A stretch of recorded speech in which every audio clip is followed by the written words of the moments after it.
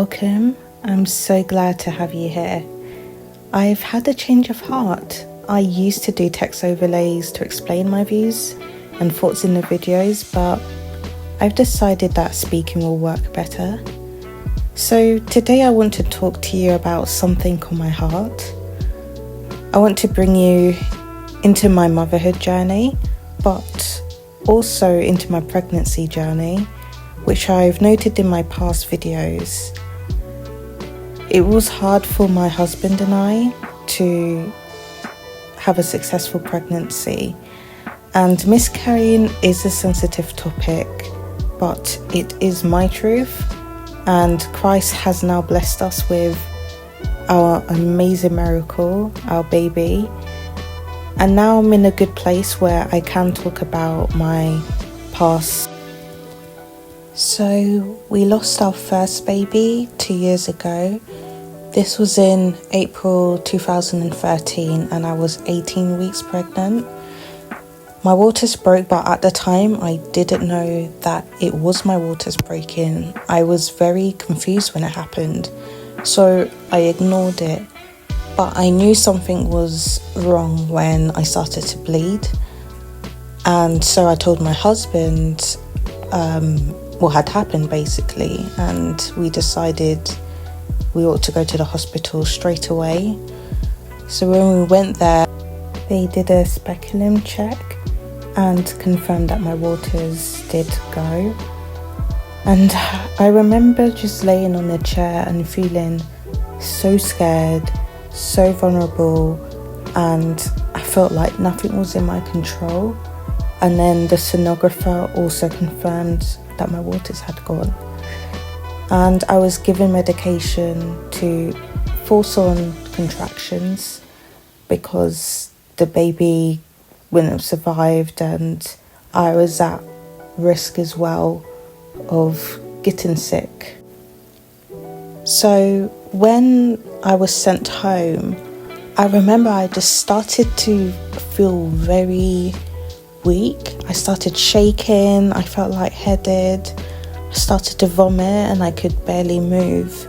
And it was my husband who saved my life because he decided to get me to the hospital straight away, and the midwives came out, wheeled out a wheelchair for me, and I was rushed to the delivery room, and there were about 7 other people in there.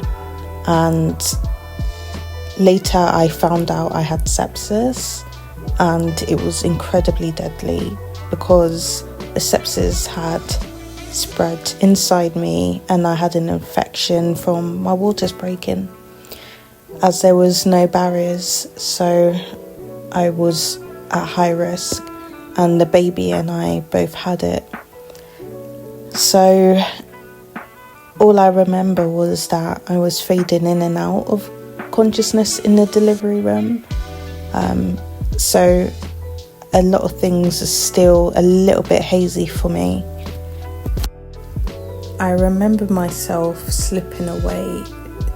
It was very hard for me to stay awake. I was fading in and out of consciousness, and I remember trying to fight it to stay awake. And I remember just praying at that point for my husband. He was standing next to me, and all I could think about was him. I just wanted to make sure that he was okay, regardless of what happened to me. And I remember also having an urge to fight, to stay alive. And I remember that there was a midwife who was trying to take out blood just to run the tests on my sepsis. And I remember I was just pumping my fists, doing all I can so that the vein would appear, because I have very thin veins, so that the vein would appear for her to take out blood. I don't know if my hand was even moving, but I was just trying so much. And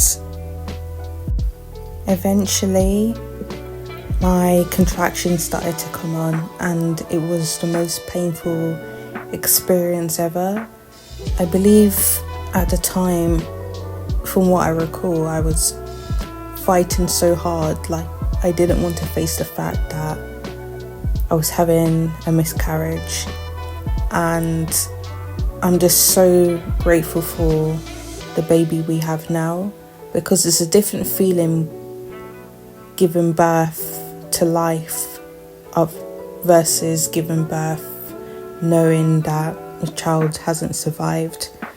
And I remember that the pain was just mentally and physically unbearable. And then I was moved from the labour ward to intensive care unit just because of the sepsis, and I was in there for about 2 weeks while I recovered and they monitored me. And I remember they tried to remove my necklace with a cross on it, and my mum had said to me that I instantly just slumped back into the bed, and she said that it was like I fainted, and she asked them to put it back on me. So that was a testimony in of itself. I included this clip here because my church, they did a meal train for me where ladies would create a meal and bring it over, and this was when I had just given birth to our miracle baby. So leave it in the comments if you've had a meal train experience before. I'd love to know.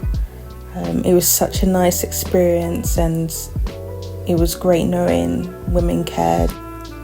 So back to the story. When I was in ICU, I couldn't do anything for myself. I couldn't drink, I couldn't feed myself, I could barely move, and I remember feeling very vulnerable and ever so weak. And we did have another loss a year later. Maybe I can talk about that in the next video.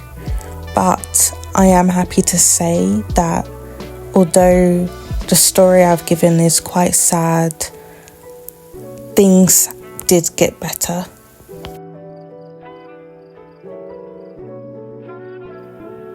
We finally had our miracle baby Trey.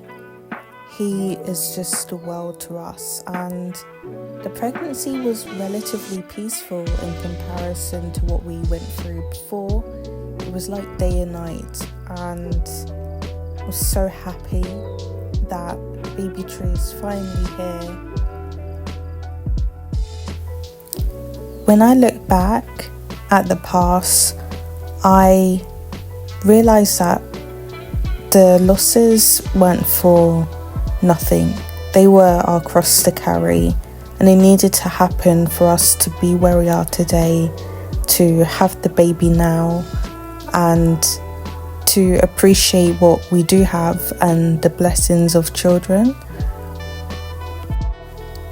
Back then, I remember that I just expected to have children, and I took it for granted. I really took it for granted, and I was definitely very focused on my career, and this was at the beginning of my faith journey. Again, maybe I can talk about it in another video, but I remember just feeling entitled to a child and not really appreciating the blessing of a child. And reflecting back, I now realise that it was a lesson I had to go through in order to really submerge myself into motherhood and thoroughly enjoy being a mum. I've learned that sometimes problems come into life to give way to new growth opportunities and new heights, and I definitely believe that that is my story. My hope is that this video brings you peace and encouragement, that you are not alone in your journey, that some burdens are upon us because we have the strength to get through it. Let me know in the comment section below the next topic that you would like me to talk about. And thank you so much for watching. I'll see you in the next video.